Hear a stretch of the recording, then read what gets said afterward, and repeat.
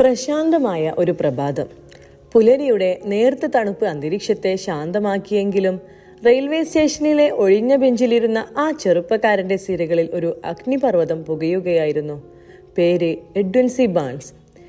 New Jersey എന്ന സ്വപ്നഭൂമിയിലേക്ക് കുതിച്ചു പായുന്ന ഓരോ തീവണ്ടിയുടെയും ആത്മാവ് തുളയ്ക്കുന്ന ചൂളംവിളി അവന്റെ മോഹങ്ങളെ വീണ്ടും വീണ്ടും ആളിക്കത്തിച്ചു. അവന്റെ സ്വപ്നങ്ങളുടെ ആകാശത്ത് ഒരൊറ്റ നക്ഷത്രം മാത്രമേ പൂർണ്ണചന്ദ്രനായി തിളങ്ങി നിന്നുള്ളൂ. ലോകം കണ്ട ഏറ്റവും വലിയ കണ്ടുപിടുത്തക്കാരനായ തോമസ് ആൽവ എഡിസന്റെ ബിസിനസ് പങ്കാളിയാകുക. അത് വെറും ഒരു മോഹമായിരുന്നില്ല, അവന്റെ ഓരോ ശ്വാസത്തിലും ജീവിച്ച ലക്ഷ്യമായിരുന്നു.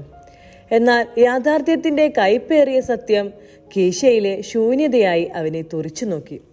ഓരോ ടിക്കറ്റ് കൗണ്ടറും അവന് മുന്നിൽ കൊട്ടിയടക്കപ്പെട്ട വാതിലുകളായി. ചുറ്റുമുള്ളവർ ഒരുപക്ഷെ അവനെ പരിഹസിച്ചിരിക്കാം, പക്ഷേ ബാൺസിന്റെ നിഘണ്ടുവിൽ അസാധ്യം എന്ന ഒരു വാക്കുണ്ടായിരുന്നില്ല. ഒടുവിൽ സുഖപ്രദമായ യാത്രകളല്ല, ശക്തമായ തീരുമാനങ്ങളാണ് ചരിത്രം കുറിക്കുന്നതെന്ന് അവൻ തിരിച്ചറിഞ്ഞു. ആ നിമിഷം ഇരുട്ടിൽ മറഞ്ഞിരുന്ന ഒരു ചരക്ക് തീവണ്ടിയുടെ ബോഗി അവന് മുന്നിൽ വിധിയുടെ വാതിൽ തുറന്നു. ആരും കാണാതെ ആ ഇരുണ്ട മുറിയിലേക്ക് കയറുമ്പോൾ അവൻ ഒരു യാത്രക്കാരൻ മാത്രമായിരുന്നില്ല, സ്വന്തം സാമ്രാജ്യം കെട്ടിപ്പടുക്കാൻ പുറപ്പെട്ട രാജാവായിരുന്നു. ദിവസങ്ങൾ നീണ്ട ആ യാത്രയിൽ കൽക്കരിയുടെ കരിയും വിശപ്പും തളർച്ചയും അവനെ തളർത്തിയില്ല. കാരണം അവന്റെ മനസ്സിൽ എഡിസന്റെ ലബോറട്ടറിയുടെ ചിത്രം ജ്വലിച്ചു നിന്നിരുന്നു. ഒടുവിൽ കീറിപ്പറിഞ്ഞ വസ്ത്രങ്ങളുമായി ക്ഷീണിതനായി അവൻ എഡിസന്റെ ഓഫീസിന് മുന്നിൽ വന്നിറങ്ങി. കാഴ്ചയിൽ ഒരു നാടോടിയെപ്പോലെ തോന്നിച്ചെങ്കിലും ആ കണ്ണുകളിൽ ഒരു രാജാവിന്റെ നിശ്ചയദാർഢ്യം നിറഞ്ഞിരുന്നു. എഡിസൺ എന്ന പ്രതിഭയ്ക്ക് ആളുകളെ തിരിച്ചറിയാൻ ഒരു പ്രത്യേക കഴിവുണ്ടായിരുന്നു. ബാൺസിന്റെ മുഷിഞ്ഞ വേഷത്തിനപ്പുറം അവന്റെ ഉള്ളിലെ അടങ്ങാത്ത ആവേശം എഡിസൺ തിരിച്ചറിഞ്ഞു. താങ്കളുടെ ബിസിനസ് പങ്കാളിയാകാനാണ് ഞാൻ വന്നത് എന്ന് ബാൺസൺ പറഞ്ഞപ്പോൾ ഒരു നിമിഷം ചിന്തിച്ച എഡിസൺ അവന് അവിടെ ഒരു ചെറിയ ജോലി നൽകി, ഒരു തോപ്പുകാരന്റെ ജോലി. പലരും നിരാശരായി മടങ്ങിപ്പോകുമായിരുന്ന ആ സാഹചര്യത്തെ ബാൺസ് ഒരു അപമാന്യമായി കണ്ടില്ല, മറിച്ച് തന്റെ ലക്ഷ്യത്തിലേക്കുള്ള കാന്തിക വലയത്തിൽ പ്രവേശിക്കാനുള്ള സുവർണാവസരമായിട്ടാണ് അവൻ അതിനെ കണ്ടത്. ശമ്പളം തുച്ഛമായിരുന്നെങ്കിലും ഓരോ ദിവസവും എഡിസന്റെ ചിന്തകൾക്കും കണ്ടുപിടുത്തങ്ങൾക്കും സാക്ഷിയാകാൻ അവന് കഴിഞ്ഞു. പുറമെ തൂപ്പുകാരനായിരുന്നെങ്കിലും അകമേ അവൻ എഡിസന്റെ പങ്കാളിയായി സ്വയം എണ്ണിക്കഴിഞ്ഞിരുന്നു. വർഷങ്ങൾ കടന്നുപോയി. ഒടുവിൽ ആ നിമിഷം വന്നെത്തി. എഡിസൺ എഡിഫോൺ എന്ന പേരിൽ ഒരു പുതിയ ഓഫീസ് ഉപകരണം കണ്ടുപിടിച്ചു. എന്നാൽ അദ്ദേഹത്തിന്റെ സെയിൽസ്മാൻമാർക്ക് ആ ഉൽപ്പന്നത്തിൽ ഒട്ടും വിശ്വാസമില്ലായിരുന്നു.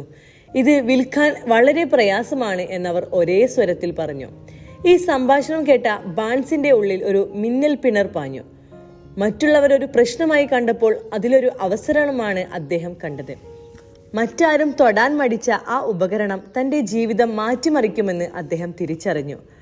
അദ്ദേഹം നേരെ എഡിസന്റെ അടുത്തേക്ക് ചെന്നു. തികഞ്ഞ ആത്മവിശ്വാസത്തോടെ പറഞ്ഞു, മിസ്റ്റർ എഡിസൺ, എനിക്ക് ഉപകരണം വിൽക്കാൻ സാധിക്കും. ആ യുവാവിന്റെ കണ്ണുകളിലെ തീക്ഷ്ണത എഡിസൺ ഒരിക്കൽ കൂടി കണ്ടു. ആദ്യമായി കണ്ടുമുട്ടിയ അതേ ജ്വാല. എഡിസൺ അദ്ദേഹത്തിന് ഒരവസരം നൽകാൻ തീരുമാനിച്ചു. ബാൺസ് ആ ദൗത്യം ഏറ്റെടുത്തു. അതിശയകരമായ കഴിവും തന്ത്രങ്ങളും ഉപയോഗിച്ച് അദ്ദേഹം എഡിഫോൺ വിപണിയിൽ അത്ഭുതങ്ങൾ സൃഷ്ടിച്ചു. അദ്ദേഹം അത് വിൽക്കുകയായിരുന്നില്ല, മറിച്ച് ഓരോ ഉപഭോക്താവിനും അതിന്റെ മൂല്യം മനസ്സിലാക്കി കൊടുക്കുകയായിരുന്നു. അദ്ദേഹത്തിന്റെ വിജയം വളരെ വലുതായിരുന്നു. എഡിസൺ ആ ഉപകരണത്തിന്റെ രാജ്യത്തുടനീളമുള്ള വിതരണാവകാശം ബാൺസിനു തന്നെ നൽകി. അങ്ങനെ ഒരു ചരക്ക് തീവണ്ടിയിൽ വന്നിറങ്ങിയ ആ യുവാവ് തോമസ് ആൽവ എഡിസന്റെ ബിസിനസ് പങ്കാളിയായി മാറി.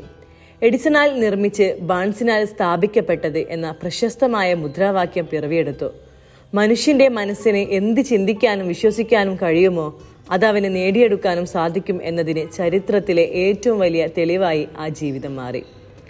തീവ്രമായ ആഗ്രഹം ഒരു സാധാരണ ആഗ്രഹത്തിന് വലിയ ശക്തിയില്ല, എന്നാൽ ജീവിത ലക്ഷ്യമായി മാറുന്ന തീവ്രമായ അഭിനിവേശം ഏത് പ്രതിസന്ധിയെയും മറിച്ചു കടക്കാനുള്ള ഊർജം നൽകും. ബാൺസിന്റെ വിജയത്തിന്റെ അടിസ്ഥാനം ഇതായിരുന്നു.